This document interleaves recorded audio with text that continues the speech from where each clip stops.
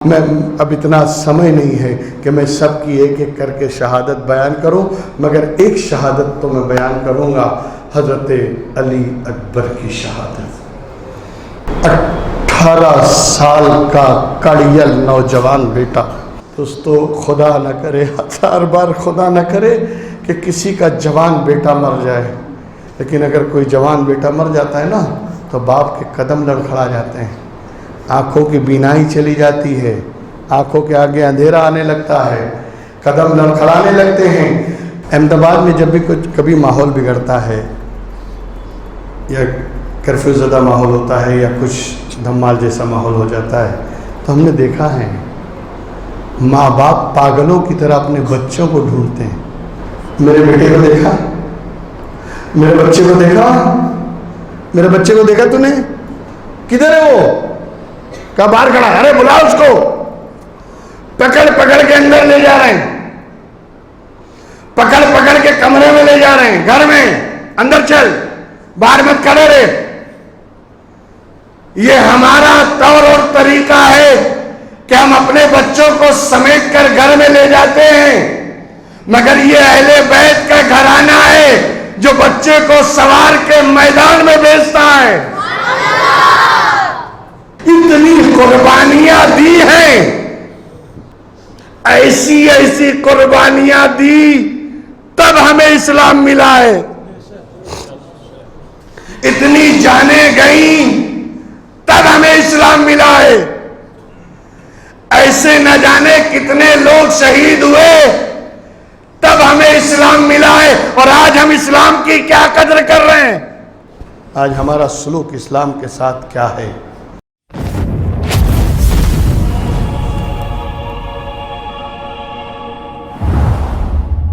اب اس کے بعد سلسلہ شروع ہوا، کبھی مسلمین اور سجا جاتے ہیں تو کبھی ابو بکر ابن علی، تو کبھی عمر ابن علی، تو کبھی فلاں ایک سے جتنے احباب تھے پہلے ایک ایک کر کے میدان میں جاتے رہے اور جا کر جام شہادت نوش کرتے رہے، جام شہادت پیتے رہے، جام شہادت نوش کرتے رہے، اور ہر لاش کو، ہر لاشے کو خود امام میدان میں جا کر اپنے کاندھے پر اٹھا کر لاتے تھے۔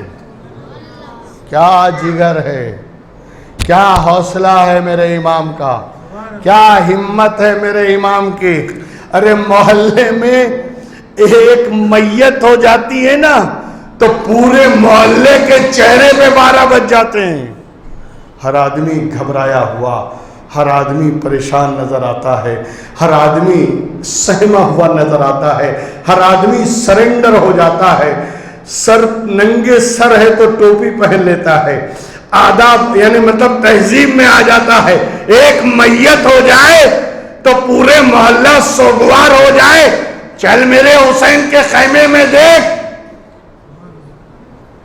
لاشوں کا ڈھیر لگا ہے، لاشوں کا ڈھیر لگا ہے۔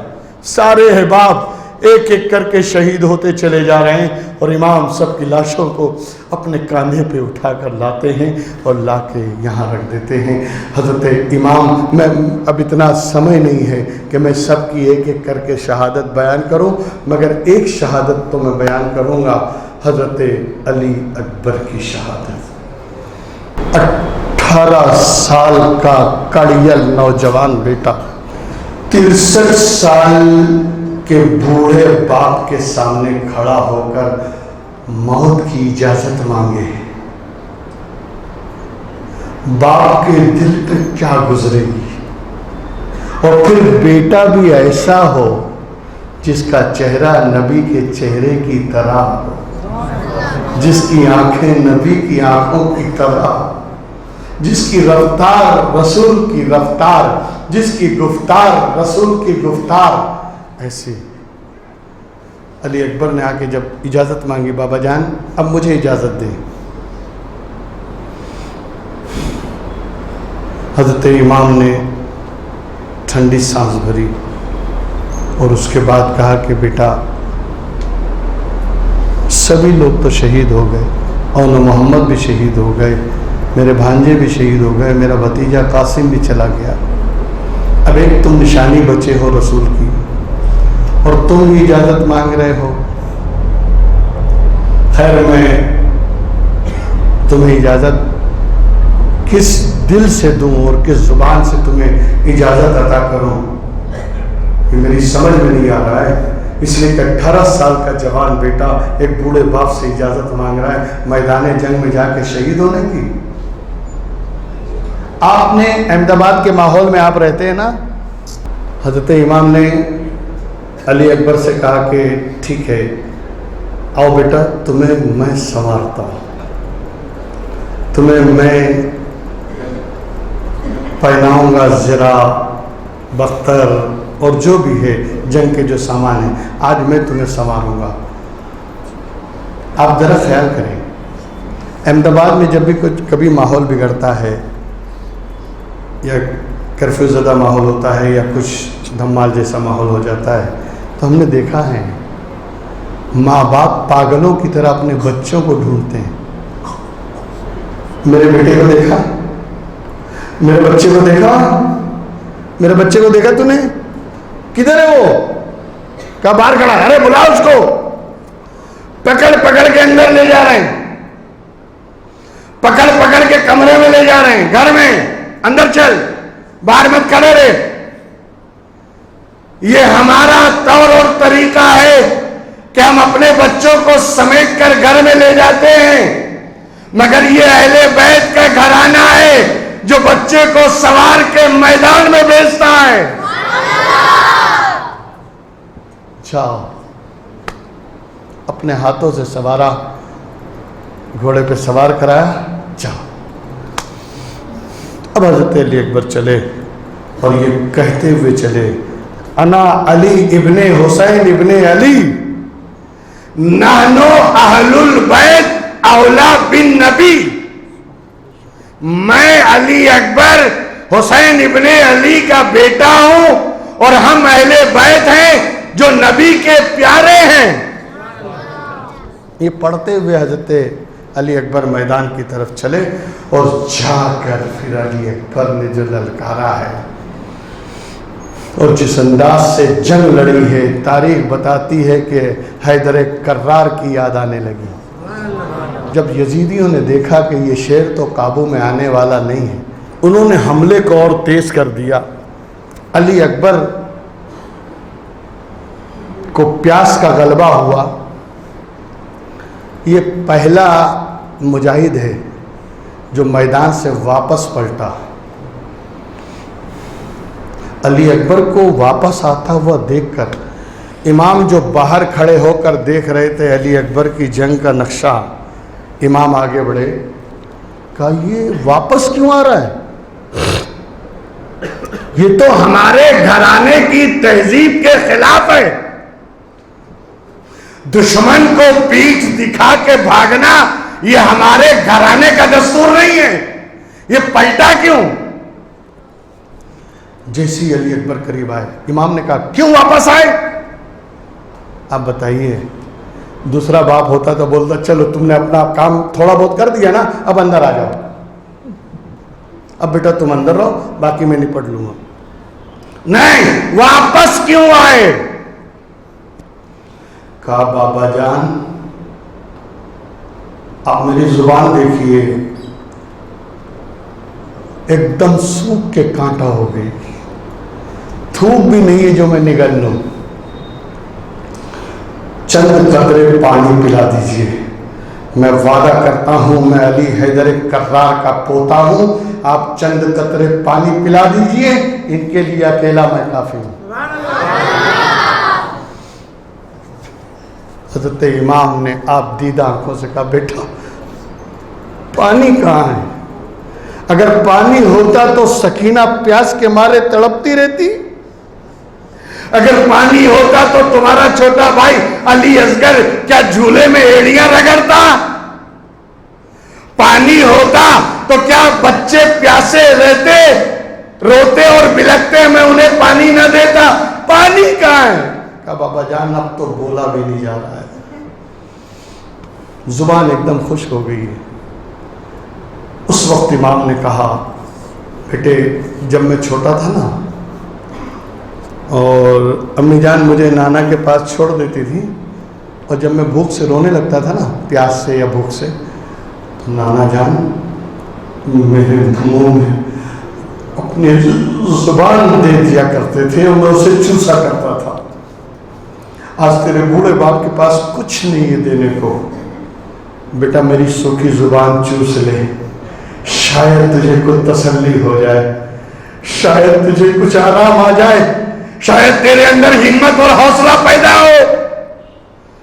اور پھر امام نے اپنی زبان نکالی، علی اکبر نے اس زبان کو اپنے منہ میں لے چوسنا شروع کیا۔ ملائے اعلیٰ کے فرشتے یہ منظر دیکھ رہے تھے، کلیجہ تھام لیا، مولا یہ کیا ہو رہا ہے؟ اتنا سخت امتحان ہے، ساقی آب کوثر کا نواسا آج پانی دینے کے بجائے اپنے جوان بیٹے کے منہ میں اپنی سوکھی زبان دے کے چسا رہا ہے۔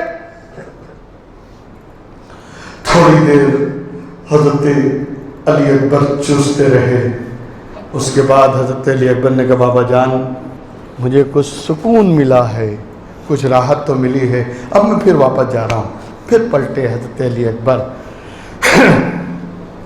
اور جا کر حضرت علی اکبر نے پھر جو جنگ لڑی، تو دشمنوں نے پہلے ہی سے پلان بنا لیا تھا کہ علی اکبر اب واپس آ رہے ہیں، چاروں طرف سے گھیر کے ان کے اوپر تیروں کی بارش کرو، ان پہ حملے تیز کر دو ورنہ اس پہ قابو پانا مشکل ہے۔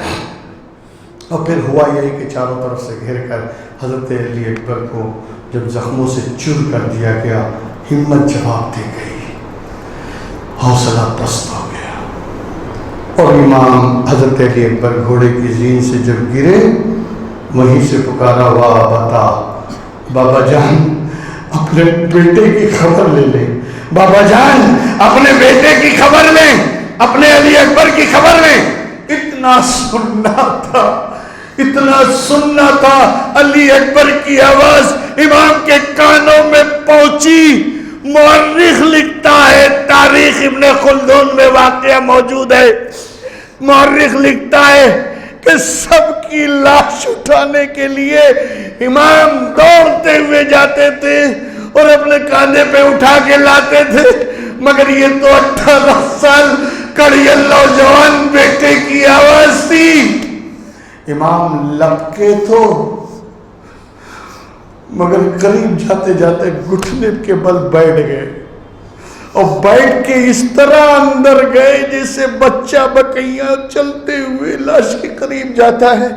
امام اس طرح چلتے ہوئے قریب پہنچے، علی اکبر کو خاک و خون میں تڑپتا ہوا دیکھ کر، خاک و خون میں لپٹا ہوا دیکھ کر امام کے دل پر کیا گزری ہوگی وہ تو میں نہیں بتا سکتا، لیکن امام جلدی سے بیٹھ گئے، اپنے جوان بیٹے کے سر کو اپنے زانوں پہ رکھا اور چہرہ صاف کرنے لگے۔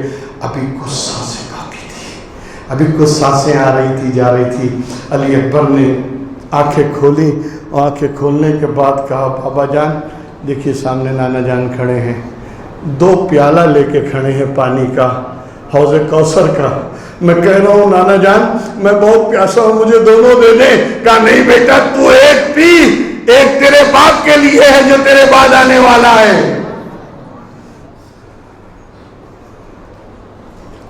حضرت امام نے کہا بیٹا نانا جو دے رہے ہیں لے لو، جو پلا رہے ہیں پی لو۔ خیر حضرت علی اکبر نے تھوڑی دیر کے بعد پھر آنکھیں کھولی اور امام سے کہا بابا جان سانس لینے میں بھی تکلیف ہو رہی ہے، ظالم نے ایسا نیزہ مارا ہے نا سینے میں کہ اس کی آنی اندر ٹوٹ گئی ہے، میں سانس بھی لے رہا ہوں تو مجھے چبھن محسوس ہو رہی ہے۔ امام نے کہا بیٹا صبر کرو، بہت جلد اللہ اس کا اجر تمہیں دینے والا ہے، بس چند سانسیں ہی تو باقی تھیں۔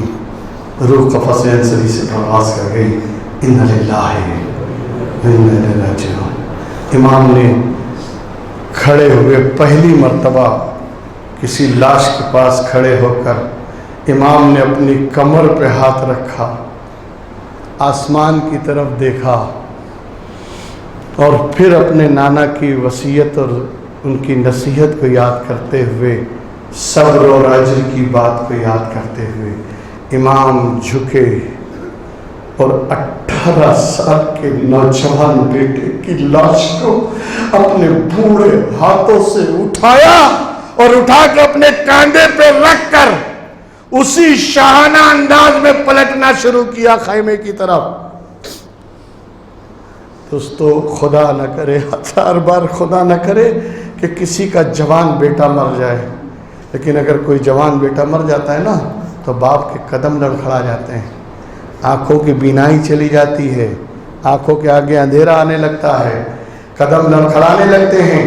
اس کے باوجود کہ رشتہ دار موجود ہیں، عزیز و اقارب موجود ہیں، سب تسلی دے رہے ہیں، بابا گھبرانا نہیں، بابا گھبرانا نہیں، ہم تمہارے ساتھ ہیں، ہم تمہارے ساتھ ہیں، کوئی بھی بات ہو آپ ہمیں بولیے گا، آپ کا بچہ چلا گیا ہم بھی آپ کے بچے ہیں. سب تسلی، ڈھارس، ہمت دلانے والے موجود ہیں.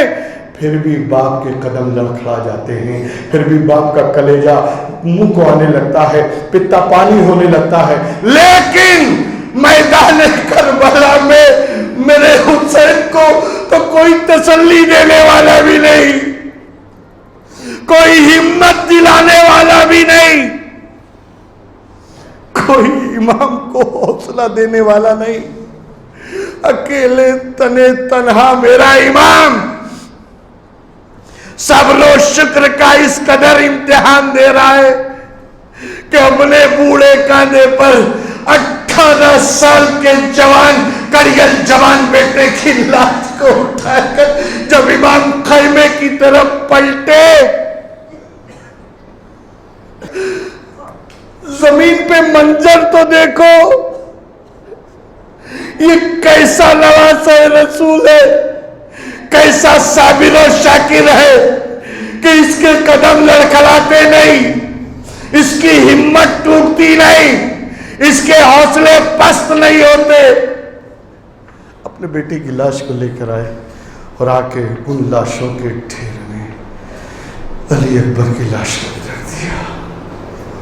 اِنَّ لِلَّهِ وَإِنَّا إِلَيْهِ رَاجِعُونَ. غریبوں، سادہ اور رنگین داستان حرم، نہایت اس کی حسین ابتدا ہے اسماعیل. بہت دردناک داستانیں ہیں دوستو، اور بہت کچھ سننے کو باقی رہ جاتا ہے. جتنا سنیں اتنا ہی درد محسوس ہوتا ہے. اتنی قربانیاں دی ہیں، ایسی ایسی قربانیاں دی، تب ہمیں اسلام ملا ہے. اتنی جانیں گئیں تب ہمیں اسلام ملا ہے. ایسے نہ جانے کتنے لوگ شہید ہوئے تب ہمیں اسلام ملا ہے. اور آج ہم اسلام کی کیا قدر کر رہے ہیں؟ آج ہمارا سلوک اسلام کے ساتھ کیا ہے؟ آج ہم اسلام کے کتنے قریب ہیں یا اسلام کو کتنا اپناتے ہیں؟ دوستو سچی بات یہ ہے، جو چیز محنت سے ملتی ہے نا اس کی قدر ہونی چاہیے.